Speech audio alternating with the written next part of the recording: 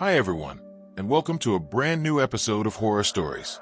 Tonight, we dive into 5 chilling true creature encounters, stories so terrifying that those who experienced them barely escaped with their lives. From shadowy figures stalking abandoned factories, to monstrous predators in deep forests, to the unknown horrors lurking along forgotten highways, these are not myths. They are real. So sit back, turn off the lights, and prepare yourself. What you are about to hear may keep you awake tonight. These videos take a lot of time and dedication to create. If you want to support my efforts, the best way is to like, share, and subscribe. It really means a lot. Your support helps keep these chilling tales alive. And don't forget to comment below and let me know where you're listening from. Okay, if you're ready, let's step into tonight's terrifying stories.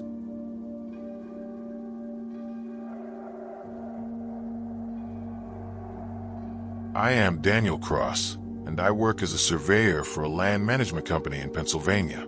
My job takes me deep into forests, abandoned properties, and forgotten patches of land where most people never set foot. I spend long days with maps, markers, and GPS, recording boundaries and documenting terrain. I have always been comfortable in the woods. I grew up camping with my father, fishing with uncles, and hiking long trails where most people would feel uneasy. I know the smell of damp earth, the weight of silence under tall trees, and the feeling of isolation when the forest seems endless. But nothing in all my years could have prepared me for what I found in Black Hollow in the summer of 2017. It was a humid July morning when my company sent me to survey a forgotten parcel of land in Carbon County. The land was over 200 acres, thick with pine and hardwood, bordered by steep ridges. It had been abandoned by a failed logging company decades ago, and most of the access roads were long gone. According to my supervisor, the owner wanted updated boundary reports before selling it to a developer. It was remote, untouched, and far from towns. Exactly the kind of place I usually enjoyed working. I loaded my truck with supplies: water, food, compass, maps, and a small tent in case I needed to stay overnight. My plan was to hike in, mark key points, and finish in 2 days. The first half of the day was normal. The forest was thick, but sunlight filtered through the canopy. I followed faint logging trails overgrown with moss and ferns. The air smelled of pine resin and damp soil. Occasionally I saw deer tracks, chipmunks darting across fallen logs, and hawks circling overhead. I felt at home, but by noon, as I moved deeper into the hollow, the atmosphere began to change. The woods grew darker. The trees stood closer together, their trunks twisted and scarred. The air was heavy and carried a faint sour odor, almost like rotting vegetation. I paused more than once, checking my compass against the GPS, certain I was on the right path. Nothing was technically wrong, but a sense of unease settled in my stomach. I tried to ignore it, convincing myself it was fatigue or the heat. By late afternoon, I reached a low ravine where an old creek bed cut through the property. My GPS flickered strangely, losing signal more than once, though the sky was clear enough. I marked my coordinates and noted the boundaries, but as I crouched near the creek, I saw something that made my skin crawl. The mud along the edge was marked with impressions that did not match any animal I knew.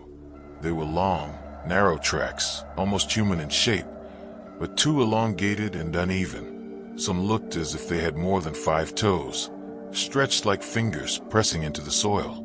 They were fresh, the edges sharp, as if something had passed only hours before. I studied them for a long time, trying to reason. Maybe a black bear with a deformed paw. Maybe someone else had been trespassing. But the longer I looked, the less those explanations fit. I snapped photos, recorded measurements, and forced myself to move on, though the feeling of being watched grew heavier with each step. As evening approached, I set up camp on higher ground, away from the ravine. The woods were unnervingly silent. No crickets, no birdsong, no rustle of small animals. Just a thick stillness that pressed against my ears. I cooked a small meal on my portable stove, forced down food, and reviewed my notes by flashlight.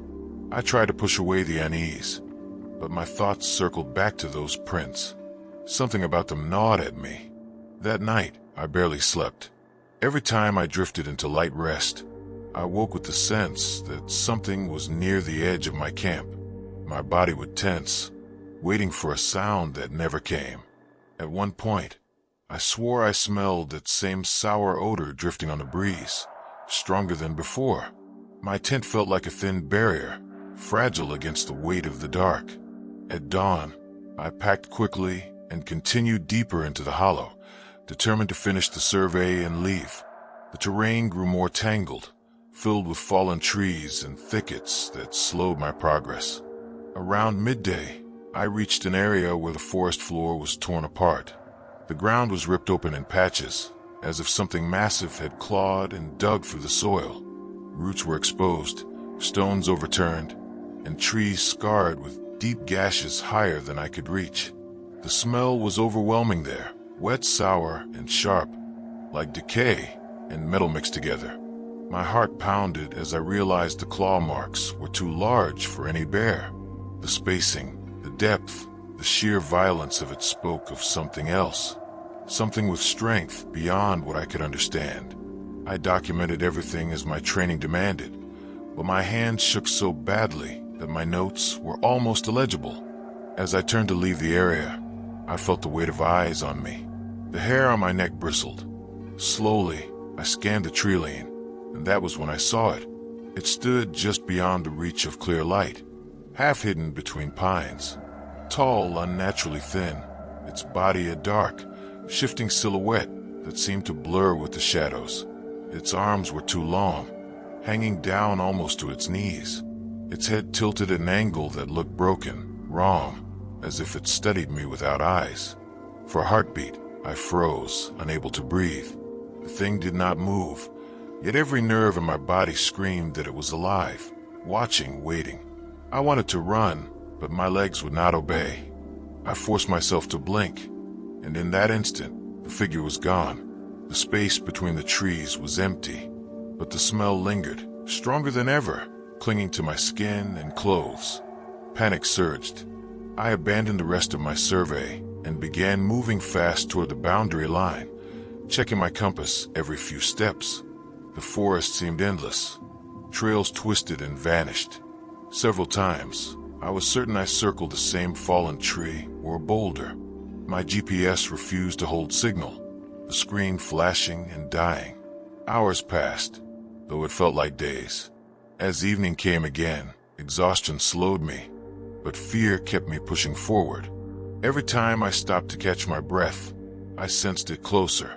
The faint crack of branches behind me, the shift of air, heavy and foul. At one point, I caught another glimpse between the trees, just a sliver of black form sliding back into shadow. Night fell before I found the old logging road that led out of the hollow. I stumbled along it, half running, until my truck came into view. I threw my gear inside and drove without stopping until I reached the nearest town. Even then, I could not shake the feeling that something followed me, just beyond the reach of headlights. When I reported back to my company, I kept most of the details to myself. I documented the land, the terrain, and even noted the strange animal signs, but I did not mention what I truly saw. Who would believe me? A professional surveyor, claiming to have seen something that should not exist. But I know what I saw. I know the smell that clung to my clothes for days, no matter how many times I washed them. I know the way the forest went silent, as if every living thing had fled. I know the shape that stood watching me in Black Hollow. I never returned to that land. The company later sold it to a developer, but as far as I know, no construction ever began. Locals say the equipment breaks down, workers quit, and nobody wants to stay overnight there. The place has gained a reputation quietly, whispered about in town bars and gas stations. People call it cursed. I don't use that word. I know better. Something lives in Black Hollow. Something old, wrong, and patient, and it knows when you enter its land.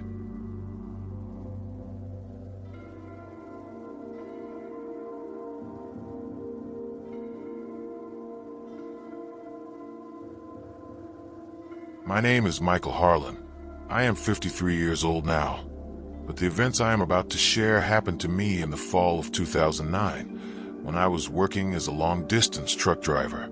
I have covered thousands of miles across the United States, from coastal highways to mountain passes, and I have seen my fair share of strange things on the road. Wrecks, weather, and people who seemed a little too eager to step out of the dark.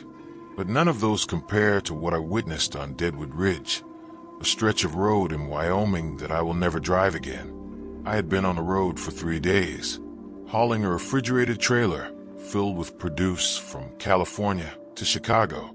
That meant long hours behind the wheel, little sleep, and a steady rhythm of truck stops, gas stations, and rest areas.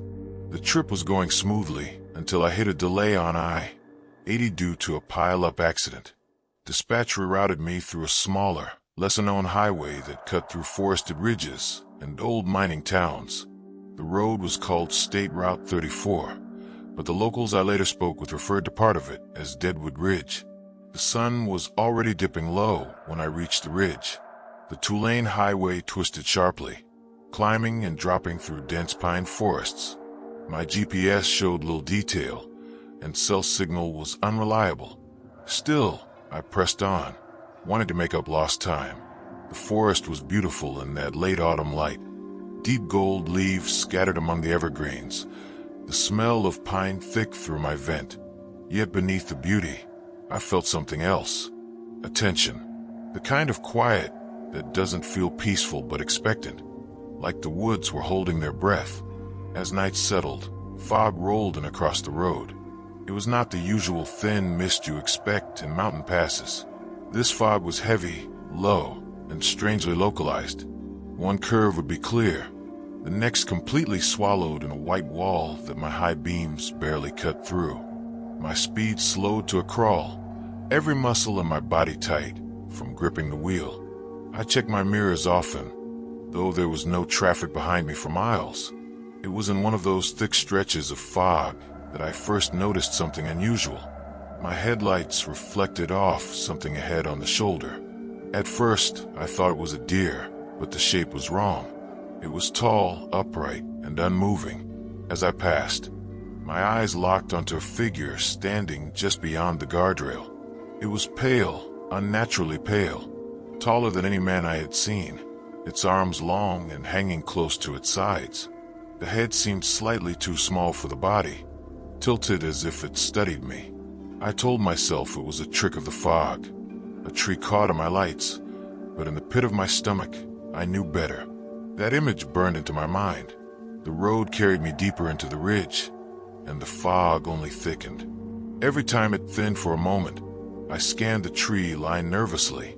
Twice more, I caught glimpses of that figure, always just beyond the rail, always standing perfectly still, always turned toward me. It was impossible that the same thing could be in multiple places along the road. I told myself there must be several hunters, or maybe survey markers catching my light. But deep down, fear coiled tighter. After an hour of this tense driving, I pulled into a small turnout to rest my eyes and calm my nerves. I shut off the engine, leaving only the low hum of my refrigerator unit in the trailer. The fog drifted lazily across the turnout, lit silver by the moon above. I sat there, breathing slowly, trying to convince myself I was exhausted, imagining things after too many miles on the road. Then the smell hit me. A strange, metallic, copper-like odor, sharp enough to sting my nose. It was the exact smell of blood. It seeped through the vents, thick and undeniable. My stomach turned as I realized it was stronger outside than inside. Against every instinct, I stepped down from the cab to check around the truck. The fog muffled everything, swallowing sound. My boots crunched on gravel, but even that seemed faint, distant. I walked the length of my trailer, flashlight sweeping the ground. Nothing. No animals, no sign of a fuel leak. Nothing that explained the smell. But when I turned back toward the cab, my light caught movement at the tree line. There it was again, that same pale figure, taller than any normal person, standing utterly motionless. Its body seemed thin to the point of fragile, yet its presence radiated something heavy and oppressive. The head tilted slightly to one side, exactly as before. I froze, my light trembling in my grip. In that instant, the fog shifted, and the figure disappeared, like smoke dissolving into night. I scrambled back into the cab, slammed the door, and locked it. My hand shook as I turned the key, the engine roaring back to life. I pressed the accelerator hard, pulling back onto the highway with only one thought. I had to get out of Deadwood Ridge. But the ridge was not done with me. As I drove, the fog seemed to follow me, clinging to the road in unnatural density. My headlights caught glimpses of pale movement between the trees. Once, for a split second, I saw the figure not beside me, but directly ahead, standing in the center of the lane. I swerved violently, my trailer lurching, barely regaining control as the figure vanished once more into the mist. My heart hammered, so hard I thought it might burst. The longer I stayed on that road, the worse it grew. The smell of blood lingered, clinging to the vents, to my clothes. My mirrors played tricks, showing flashes of white where nothing should be. At one point, I swear I saw long fingers pressing against the outside of my passenger side window, though when I snapped my head toward it, there was nothing there. Hours passed like a nightmare without end. By the time I finally reached the junction that led me off the ridge, the first pale light of dawn was breaking over the horizon. The fog thinned, the smell dissipated, and the oppressive weight lifted. It was as if nothing had happened, yet everything had. When I stopped at the next truck stop, I inspected my rig, from top to bottom. There were deep streaks along the trailer's side, long, vertical scratches that no branch or brush could have made at highway speed. My trailer had been touched, marked, by something that should not have been able to reach it. To this day, I avoid that route. I have spoken with other drivers, quietly, and few admit they have seen strange things on Deadwood Ridge. Tall figures in the fog, lights that aren't headlights, the smell of blood where no animal has been hit. Most laugh it off, unwilling to consider the truth.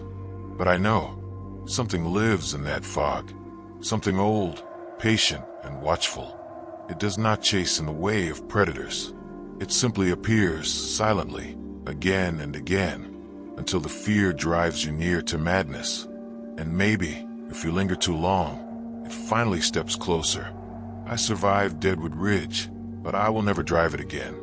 The memory of that pale figure standing so still in the mist is burned into me forever. I do not know what it is, or why it watches travelers in the night. I only know it is real, and it is still there.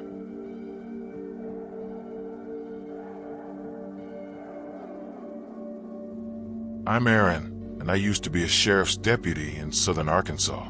I served 8 years before leaving the badge behind, but the reason I quit has less to do with crime and more to do with what I saw on a call that never officially made the reports. It was the summer of 2012, hot enough to melt the tar on county roads. People were restless, tempers high, and we were running non-stop calls. Domestic disputes, drunks, break-ins, typical small county trouble. I had been on duty for 12 hours straight when dispatch sent me to an old property outside of town, known locally as Miller's Lot. The lot was nothing but a ruined farmhouse, collapsing barn, and acres of overgrown field. Nobody had lived there in 30 years, ever since the Miller family left after a house fire took 2 of their children. The place had a reputation. Kids dared each other to sneak out there at night. Hunters swore they saw strange lights, and more than one person claimed the ground was cursed. We never put stock in ghost stories, but the place had always drawn trouble. That night, the call came in as possible illegal digging. A neighbor swore they saw flashlights moving across the lot after midnight. Our county had a problem with people digging for Civil War relics or trying to uncover rumored stashes of valuables. I expected a couple of teenagers with shovels, nothing more. I pulled up just past 1 in the morning. My cruiser headlights cut across the lot, showing waist-high weeds, leaning fence posts, and the black shape of the burned farmhouse against the stars. The air was still, heavy with the smell of dust and summer heat. I stepped out, scanned the field, and immediately noticed something was wrong. The weeds had been trampled down into a clear path leading from the road toward the barn, and at the far edge of the field, a faint glow moved, flashlights swinging back and forth. I radioed dispatch, reporting possible trespassers, and began walking carefully toward the barn. The closer I got, the stronger a foul odor became. It wasn't the smell of manure or old wood rot. It was sharper, heavier, almost like sulfur mixed with spoiled meat. The barn itself looked ready to collapse, boards loose and roof sagging, but the ground just outside of it had been freshly dug. 3 men stood in the dirt with shovels, their flashlights resting on overturned soil. At first glance, it looked like a grave, a deep, narrow hole nearly 6 feet down. I was ready to call them out when I noticed what they had uncovered. Sticking out of the dirt was not a chest, not relics, not bones, but something black and leathery, curved like a rib or shell. The men froze when they saw my flashlight sweep across them. I should have ordered them to step away, but before I could, the ground shuddered. The soil around the pit collapsed slightly, and the black surface shifted. It was not an object.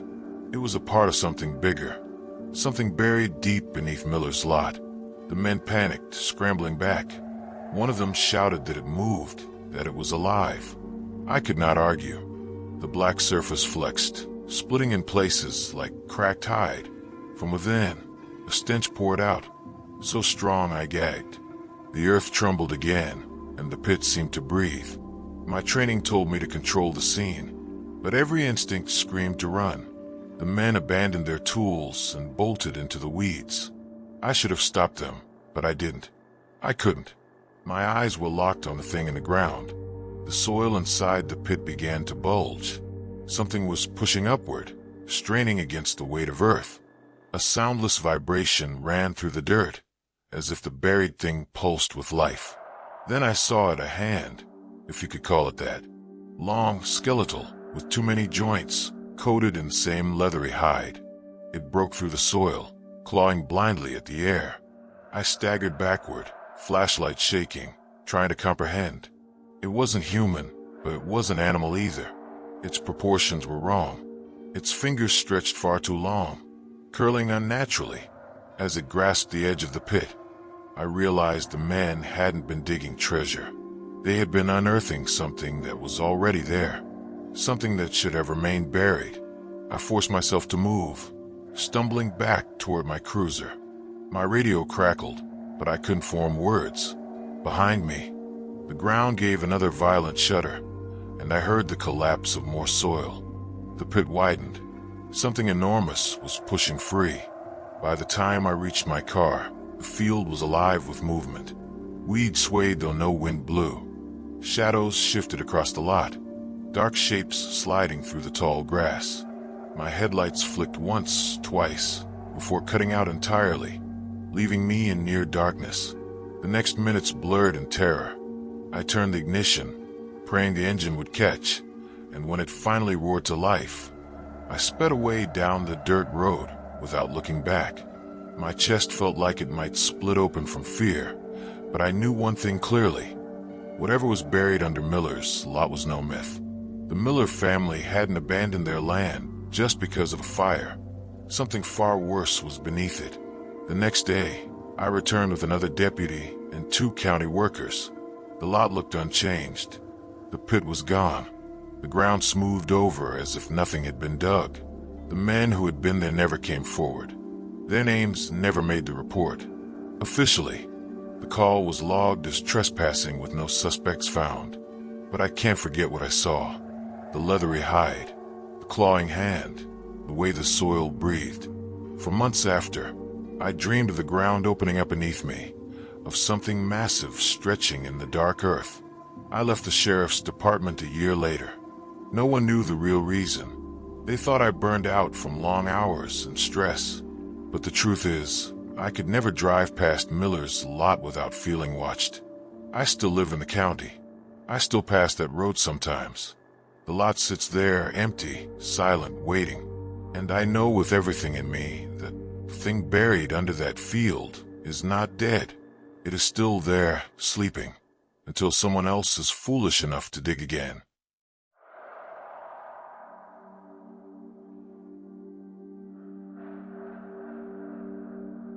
This is Thomas Reed. I am 39 years old, and I work as a wildlife photographer based in Colorado. My job takes me into national parks, reserves, and remote wilderness areas where I spend days, or even weeks tracking animals. I have photographed bears, elk, wolves, and mountain lions. I know the backcountry well. I know how to read trails, how to follow signs, and how to survive if something goes wrong. But no amount of training or experience prepared me for what happened in Elk Valley in the fall of 2015. Elk Valley is a remote stretch of forest on the western slope of the Rockies. Few people go there. The trails are rough, the ridges dangerous, and the weather unpredictable. I chose it because I wanted photos of elk during rut season, away from the usual crowded spots. I packed light but carefully.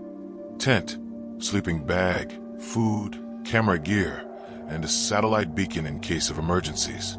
My plan was 4 days, in and out. The first 2 days went smoothly.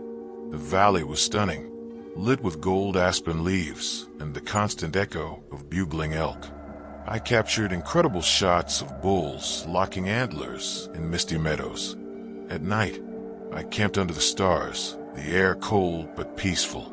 I was content. It changed on the third day. I had set out before dawn to reach a ridge overlooking the valley floor. The climb was steep, the ground slippery with frost. As I moved through a narrow ravine, I noticed something unusual on the soil tracks. Not elk, not bear, not mountain lion. These were long, deep impressions, shaped vaguely like a man's footprint but larger and uneven. Some had claw marks. The stride was long, too long for any human. I crouched, studying them, unease stirring. The soil was fresh. Whatever made those prints had passed through only hours before. I told myself it might be a hiker with strange boots, but there were no trails nearby. No reason for anyone to be this deep into Elk Valley. As the day wore on, I kept noticing signs. Branches snapped high above my head. Stones overturned along the ridgeline. The faint smell of something foul, like wet fur mixed with rot, drifted in the cold air. The woods, usually alive with bird calls, were unnervingly quiet. By late afternoon, clouds rolled in, covering the sun. The forest grew dim, shadows stretching long. I reached the ridge, but found no elk. Instead, I found more tracks, circling as if something had paced back and forth for hours. My stomach tightened. I knew enough about predators to sense territory marking. Something was living up here, and it did not want me around. I decided to descend back to camp before nightfall, but the woods had shifted. The ravine that led me up seemed unfamiliar. Landmarks I thought I knew looked different. I checked my compass and map, certain of my direction, yet the trail seemed wrong. It was as if the valley itself had changed shape. As night fell, I realized I was lost. I set up a quick shelter beneath a cluster of pines, trying to stay calm. I ate a cold meal, checked my gear, and considered activating my beacon, but pride held me back. I had been lost before and always found my way out. This would be the same, I told myself. Just a wrong turn, corrected by daylight. Sleep was impossible. The forest was too silent. Every so often, I caught faint movement beyond the trees, a shadow shifting, a branch bending. At one point, I smelled that same foul odor again, stronger than before. My skin prickled, my instinct screaming predator. Yet I never saw it clearly, only glimpses, flickers of something tall and dark between the trees. When dawn came, I broke camp quickly and started downhill. My compass pointed north, but the terrain fought me. Ridges dropped into steep cliffs, ravines twisted in unnatural directions. The valley seemed determined to trap me. Around noon, I came across something that froze my blood. In a small clearing lay the carcass of an elk. It had been torn apart, Not by wolves, not by bears. The ribs were cracked open, the skull split as if crushed. The organs were missing, taken with precision, not scattered like a predator kill. The ground around it was churned, claw marks deep in the soil. Above the carcass, scratched into the trunk of a tree, were long vertical gouges, too high for any natural predator. I backed away, heart racing, every nerve screaming to run, but I forced myself to stay calm. Running would mean panic. Panic would mean mistakes. I pressed forward, determined to find my way out. The hours dragged into evening again, and the valley tightened its grip. I could no longer shake the feeling that something followed me. Every time I stopped, the woods fell utterly silent. No wind, no birds, nothing. Just the faint sound of movement far behind me. At dusk, as the light drained from the sky, I finally saw it. Across a narrow ravine, partly hidden by trees, stood a creature unlike anything I had known. It was tall, easily 8 feet, its body gaunt but powerful. Its skin was dark, mottled, stretched tight over bone. Its arms hung long, ending in claws that gleamed in the fading light. Its head was wrong, elongated, with a narrow jaw and deep-set hollows where eyes should have been. And yet, I felt it watching me. It stood perfectly still, as if waiting. The air grew heavy, the foul odor choking me. My body locked, frozen between flight and collapse. Then, as shadows deepened, the creature tilted its head back and let out a soundless motion, a howl I could not hear but felt. My chest vibrated, my bones ached. It was not sound but pressure, rolling through the valley like a wave. I staggered, nearly dropping my pack. When I blinked, the creature was gone. The trees were empty, but I knew it was not far. That night, I did not sleep. I crouched in darkness, clutching my beacon, too afraid to activate it, too afraid to stay. The forest shifted around me, shadows bending into shapes, the silence pressing into my skull. Hours stretched like eternity until the first light of dawn broke through. I stumbled north, half delirious, and by sheer luck or fate, I reached a trailhead by midday. My beacon would have worked, but I didn't use it. I didn't want to explain what I saw. I didn't want people asking questions I couldn't answer. I left Elk Valley and never returned. I filed my photos, kept the elk shots, but deleted everything from that third and fourth day. Some memories don't belong on film. To this day, I cannot stand silence in the woods. If I walk a trail and the birds stop singing, my body locks in fear. Because I know what silence means. It means the howler is near. And once you've heard it, even without sound, you never forget.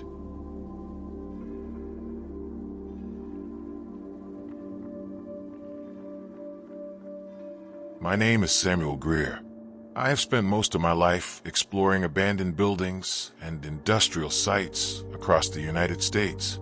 I am a photographer and historian of decay, someone who documents the forgotten remnants of human industry. I chase stories of places left to rot, of structures that once teemed with life and now breathe only silence. I have walked through collapsed mines, deserted hospitals, forgotten factories, and old military installations. I have seen walls crumble, floors collapse, machinery rust into skeletal remains, but nothing, not a single experience, could have prepared me for Ashford Factory. Ashford Factory is located on the outskirts of a small Massachusetts town, once a thriving mill hub in the early 1900s. The factory closed after a series of unexplained accidents, financial collapse, and fires that destroyed most of the machinery. Locals avoided.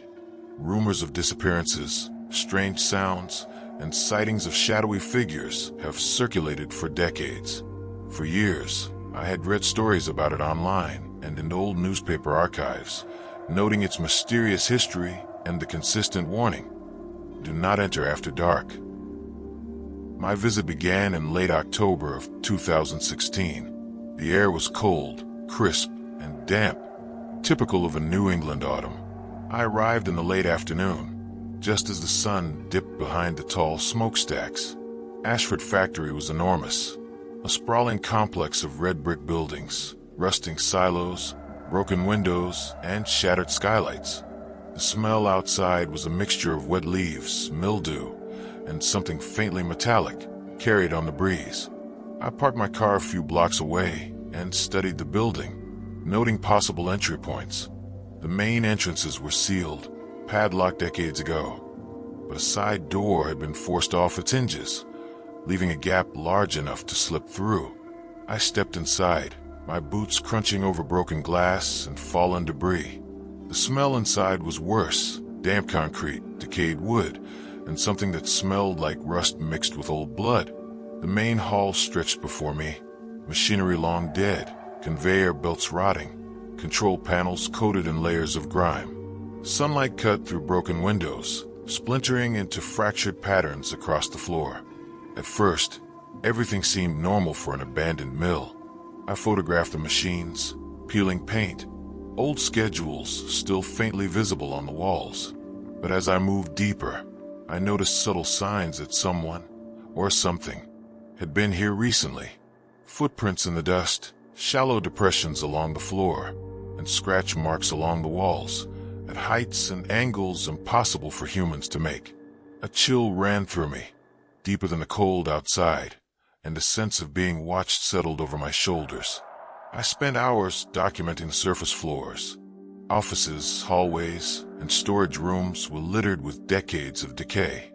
I found abandoned desks, rotting papers, rusted filing cabinets. Occasionally, I caught movement out of the corner of my eye. Just shadows, I told myself. I was tired from traveling, alert but not panicked.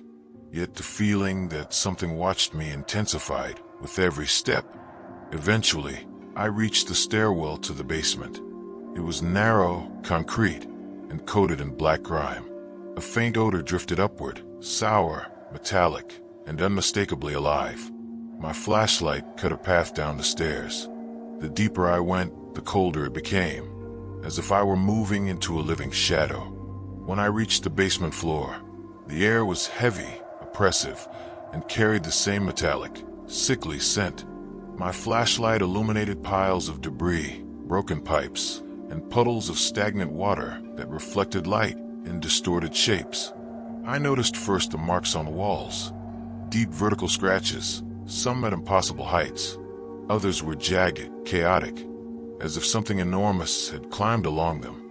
I paused, photographing the marks, trying to rationalize them. Maybe rats, maybe water damage, but my instincts screamed something far worse. The scratches were deliberate. They were signs of life. I pressed on, following a narrow corridor that seemed to stretch endlessly. The deeper I went, the thicker the darkness became. Shadows shifted, walls seemed to curve unnaturally, and the air grew colder still. The metallic smell grew stronger. I began to hear movement, not audible sounds, but a vibration through the floor and air that set my nerves on edge. Something was alive down here, something enormous. Hours, or perhaps minutes, passed as I navigated the basement. Time lost meaning. Every tunnel I entered seemed to branch into smaller, darker corridors. My flashlight flickered, shadows dancing along the walls in ways I could not explain. At one junction, I found sealed door, concrete reinforced with steel bars. The bars were bent outward, twisted, as if something had forced its way through. The floor around it was gouged, blackened, clawed. The smell was overwhelming. Whatever had been here had left recently. Compelled by a mix of fear and obsession, I squeezed through the gap into a descending tunnel. The walls were wet, cold, and seemed to close in. Puddles of black water reflected distorted images, my own, stretched and warped, as though the water mocked me. I moved cautiously, knowing that one wrong step could leave me injured and trapped. The sense of being watched never left. Shadows moved just beyond the reach of my flashlight. Glimpses of forms too tall, too thin, too wrong to be human. Eventually, I came to a vast chamber, enormous beyond the building's surface footprint. The walls were blackened stone, etched with scratches, gouges, and deep marks that spoke of impossible strength. The floor was uneven, littered with debris, dirt, and depressions arranged in strange, circular patterns. At the center, a shadow moved. It was immense, at least 8 or 9 feet tall, thin, and disturbingly disproportionate. Its limbs were long, ending in claws that gleamed in my flashlight. Its head was small and angular, with hollow depressions where eyes should have been, yet I felt it staring directly at me. The air itself seemed to thrum, like a heartbeat, pressing on my chest. I froze, paralyzed, as it stretched its limbs, moving with deliberate slowness. Shadows lengthened, flickering across the walls. My body locked, caught between terror and fascination. Then it advanced, not with a predator's lunge, but with a creeping inevitability, each step shifting shadows like waves. The air throbbed with the presence of something utterly alien. I stumbled backward, nearly falling. My flashlight wavered, beam trembling. The creature followed without sound, each movement pressing against my senses like weight on my bones. I turned and ran, blindly, down tunnels that seemed to twist and elongate impossibly. The floor shifted beneath me. Water pooled and reflected distorted, monstrous shapes. The smell of metallic decay was suffocating. For hours, I ran through the labyrinthine tunnels, each corridor more alien than the last. Sometimes I would catch glimpses of it, limbs longer than doors, a body too thin, a head tilted impossibly. Sometimes, when I paused, the tunnels themselves seemed to breathe. I realized the creature had not pursued me in a direct line. It had watched, followed, and stalked, appearing wherever I could see it, always in shadow, always just beyond clarity. Eventually, I found a vertical shaft leading upward. I climbed cautiously, emerging into a smaller, sunlit courtyard of the factory. I collapsed, exhausted, gasping. My flashlight had failed. The air above ground felt almost normal, but the memory of the shadow beneath pressed into me like a living weight. I never returned to Ashford Factory. Attempts to clear the building for redevelopment failed. The same tunnels remained sealed, metal and concrete twisted as if reinforced by some unseen force. Construction crews abandoned the site, reporting movements and fleeting shadows that made no sense. To this day, I cannot enter abandoned buildings without hesitation. Even a glimpse of darkness triggers the memory. 8 or 9 feet of thin, impossible proportions, moving with patience and calculation, watching, waiting. Ashford Factory is not unique. Many urban ruins, industrial sites, and tunnels conceal creatures that defy reason. Curiosity draws people close, and sometimes, as I learned, curiosity is fatal. I survived Ashford Factory, but I carry it with me. Shadows shift at the edge of my vision. Sounds echo unnaturally. The metallic, coppery scent returns in my dreams, and I know the creature is patient. It does not forget. It waits for the next curious soul. You've just witnessed the darkest corners of the world, where unseen creatures watch, stalk, and wait. Some remain hidden in foggy ridges, others beneath crumbling factories, and some haunt forests where even the bravest fear to tread. Remember, curiosity can be deadly, and sometimes the truth is far stranger and far more terrifying than fiction. If you survived this journey, share your thoughts below. Tell us where you're listening from. And beware, because the shadows are always watching. If you'd like to support the channel, please like, share, and subscribe. We'll meet again. Until then, take care.